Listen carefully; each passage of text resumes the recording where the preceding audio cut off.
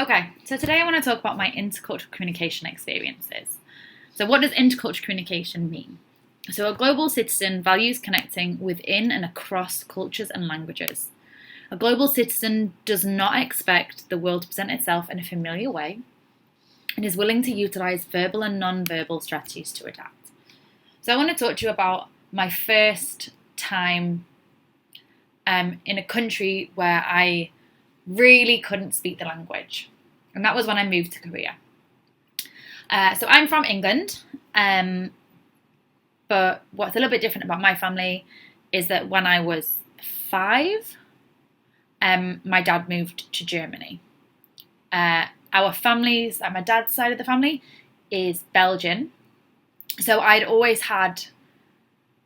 been around French and Flemish, so I could kind of like have enough of the base of that language that I could get by.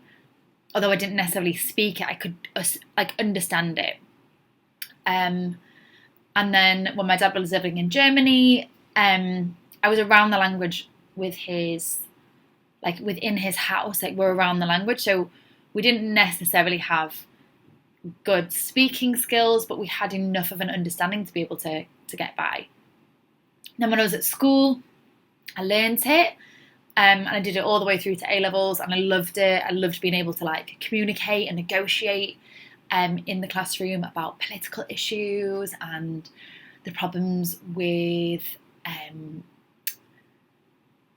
racism and these massive global issues, and look at films and look at plays and the nuance of language that was used within them.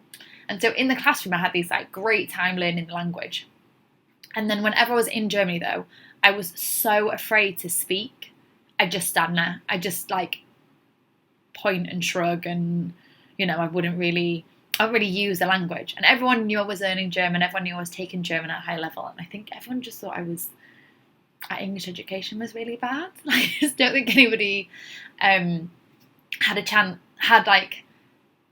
any idea of my abilities, and that wasn't anyone else's fault apart from mine. I was just so afraid to get it wrong, and I was so afraid that the people that I really cared about thinking I was good at the language, I'd embarrass myself in front of them. So my little brother is bilingual from birth-ish. As soon as he could speak both English and German.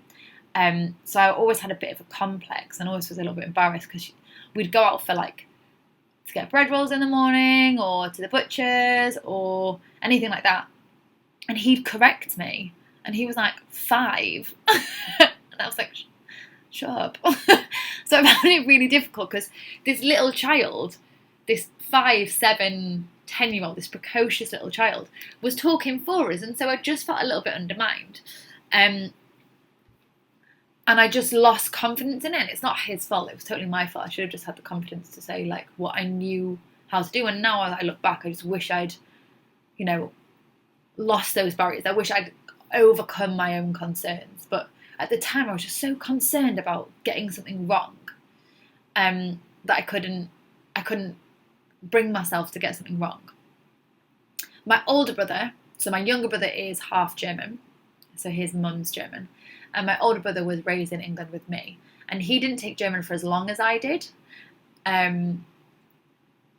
Or as seriously as I did. But he did not care. If we were in Germany, he would throw words at people and make them figure out what the sentence was. And he'd do it with a smile, and he'd do it with confidence. And people were so receptive to it, because they just knew that he was trying. And they knew that he was gonna do his best and trying to get by. And so when I moved to Germany so when I was 22 and I'd left university, I moved to Austria on my own. And the first time I was in Austria, it was the first time where I was the German speaker, the sole German speaker in a German-speaking country. And there was no one else for me to rely on. And there was no one else. I was the person that everybody else relied on. And so in that space, I just had to go for it. I just had to try and remember what I'd learned 3 years ago, 4 years ago at school, and just put it into practice. And I really loved it, and the accents were a little bit off, it was all a little bit different, it was all a little bit more difficult, but I genuinely just really enjoyed having that risk. And I'd get sentences wrong, and I would, just throw words, like my brother would, I'd just throw words at them and expect them to figure out what the sentence meant. I understood roughly the structure. I understood that if I said this word, it was a subordinating conjunction, so I had to move this word in this direction.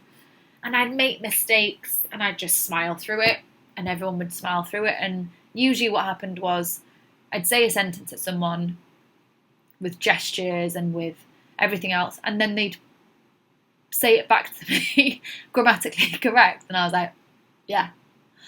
And I could get by. And then when I moved to Germany after Austria, it was a lot more challenging to actually use German, because whereas living in Berlin, it was so cosmopolitan and it was so Anglo-centric that a lot of the people spoke English, a lot of the menus were in English. It was a lot harder to, if I spoke bad German, someone would correct me in English. So I'm really, really grateful for the opportunity that I had in Austria, where I just had to do it. And I'm really sad now that I feel like I've lost a lot of my German skills. But a time that stood out for me was after I was living in Germany. So I lived in Germany for 3 years. I'd been in a space where I was like comfortable. I could read signs. I could speak German. I could communicate. It was very close to England. It was very close to English culture. And I just thought, I've not really left. I've not really done enough to feel like I have challenged myself. So I moved to Korea, which was completely the other side of the world. No one had been there in my family, my friendship group. There was a friend of a friend who I could connect with, but really it was just me on my own figuring it out. And that was an awesome opportunity again, and I really embraced that like opportunity for challenge. So my first night when I arrive in Seoul to one airport, Incheon Airport. Is it Incheon or Gimpo? Incheon, I think. And then you had to get on a shuttle bus to go to a different airport, because I was moving to this tiny little island called Jeju-do, which is gorgeous. But the international airport wasn't the same as the domestic airport, so you had to go from a different airport. So I get out into the airport, and I'm panicking about missing my connecting flight, and then I realise it's not in English. The airport's got less in English than I was expecting, and the people there are speaking less English than I was expecting. And I no longer have this language to rely on. And I go up to the counter, and I'm trying to read all these signs, because you know how it always is at an airport, there's like 2 or 3 or 4 different options of shuttles that you could get, or like buses or trains or whatever, and like you just have to try and figure out which is the right option and how long it's all going to take. And my signal didn't work, I couldn't connect to the Wi-Fi, you couldn't get a SIM card. So I was all of a sudden, all of my safety nets had vanished, and I just had to figure it out. And I went up and I was like showing them like my ticket and Gimpo, Incheon. And I got on this bus, and it was so I'm expecting a shuttle bus to be a bit of a scabby. It was like £8, $8 sort of a price. So I'm expecting it to be like a bit of a scabby bus, and it was reclining leather seats with USB plugs on the seats, and I was like, well, like just as shocked to see how that changed. So I got off the bus, get to the airport, fly to Jeju, which turned out to be the most travel flight path in the world. So I really didn't need to worry about missing that flight, because there was more flights there than there are buses in most places. So I get off the flight, I get collected by someone that I work with, and we drive to where the school is. And the signs aren't in English. And the signs, yet again, are in Hangul. They're in a completely different script. So it's not even that in Germany or in France or in Spain or in the majority of Europe, I could figure out what the letters meant, and I knew enough of like the accent or how they spoke or the roots in different languages to figure out like, well, this is, you know, a train station, this is this way, this is this way. I couldn't even process the letters. So that was like such a shock. And then I saw a sign with it translated into English. And I was relieved. And that, I think, was the first. And I was like, oh, how am I going to survive without, before that point, I was like, how am I going to survive without English?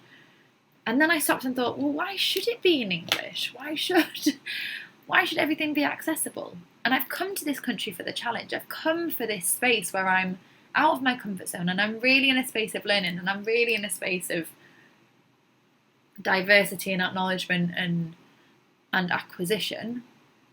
And, you know, you get what you ask for.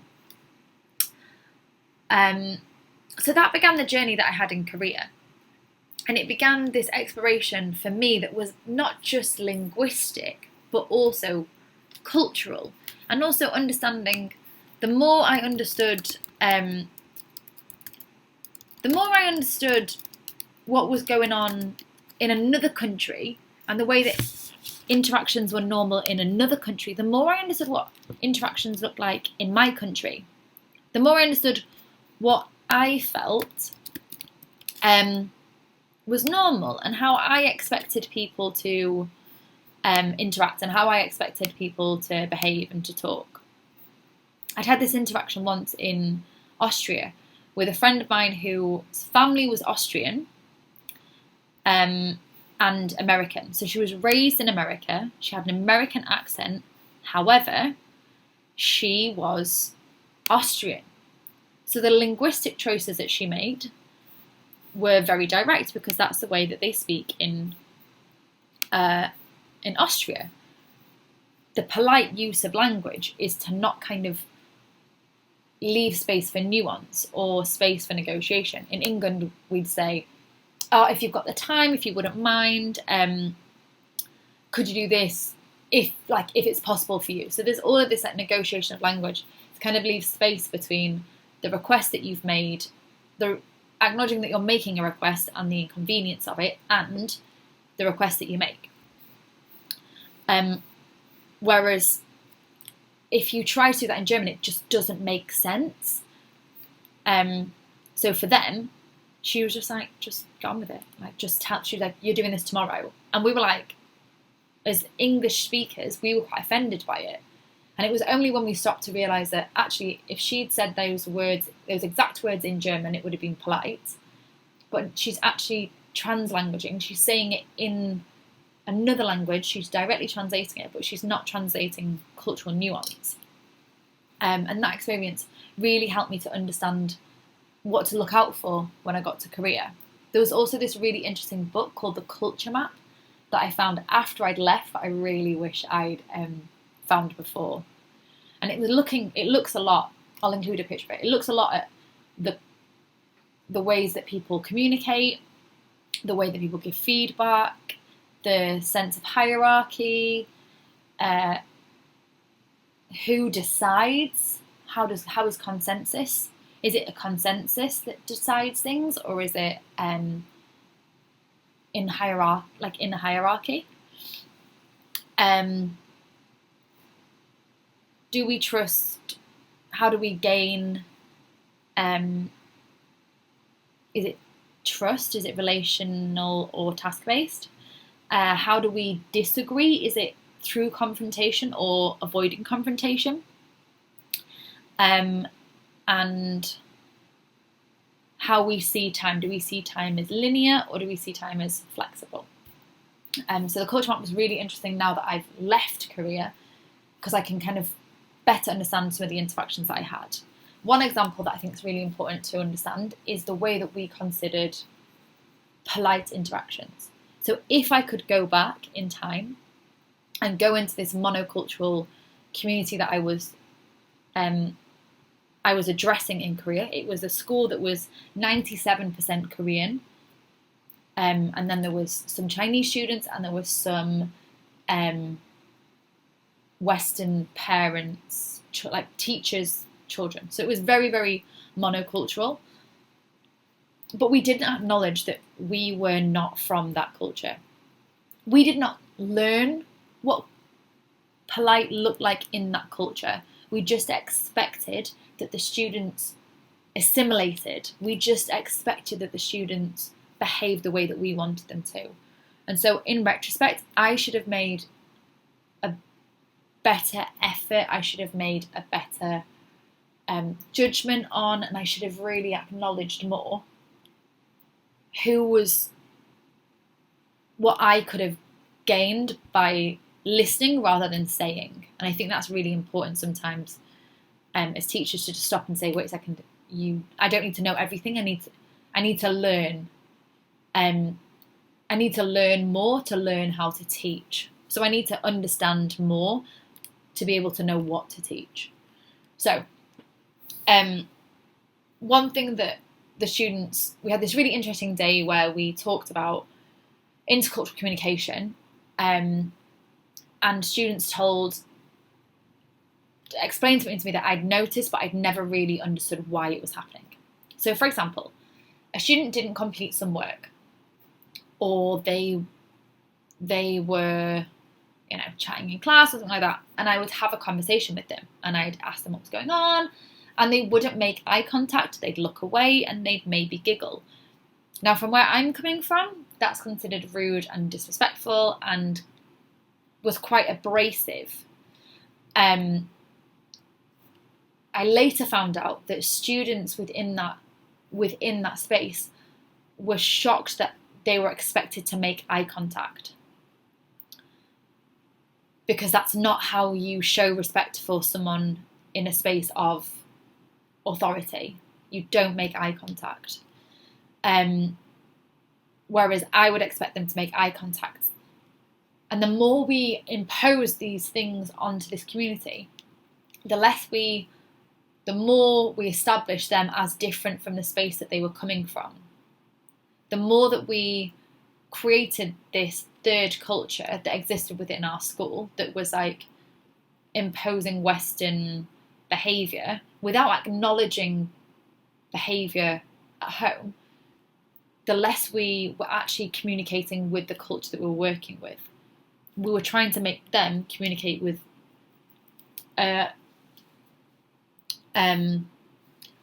like the countries that we'd come from. We wanted them to go back to those countries. And it was just really interesting to just stop and think, well, have I moved to Korea to make England, or have I moved to Korea to learn about Korea? So there were loads of instances of learning what respect looked like in different countries. For example, like when I was in Korea, when you would take your bank card, you'd hold your elbow to say thank you. You'd pass your bank card, pass something, holding your wrist or holding your elbow, as a sign of respect, and you'd receive it and you'd do little bows. And now that's a part of my vocabulary. It's how I interact with people all the time. I do little bows or little Ys. But I'm still learning now that I'm in Thailand who I Y and how I Y and how to be respectful and not just feel like I'm appropriating a culture, or that I'm disrespectfully engaging within a culture. And so I think it's a lot of smiles. Like smiles go so far just to help other people acknowledge that you're coming from a space of respect, and taking the time to learn, taking the time to stop and figure out what's our intention. The more that we perceive our way as a collective to be the only right way to engage with people, or the more that we expect people will know things without making them explicit, or give people the benefit of the doubt that they were rude, or they use this word in a way that we wouldn't expect them to, but without telling them what you expect. So saying, where I'm from, this would be considered rude because. Do you feel okay making eye contact? Or just kind of sharing that space and bringing those conversations to, bringing the conversations together. So rather than like keeping an opinion separate and an idea separate, like understanding, sharing with everybody what it is that we're talking about, what it is that's happening, how do we see this communication. I think the more that we are open to seeing and listening and hearing both where we've gone wrong as individuals and how we can learn as individuals and what will grow exponentially. If anyone wants any more information on the culture map, it's got a book, there are podcasts, and there's a website, and you can very quickly on the website kind of see how 2 different countries sit on these same 7 axes. And it's really interesting to kind of see how that manifests. The more we see learning as an opportunity for growth, the more we see new spaces as an opportunity for growth, the more we give and the more we're gonna get from it. So thank you very much for listening.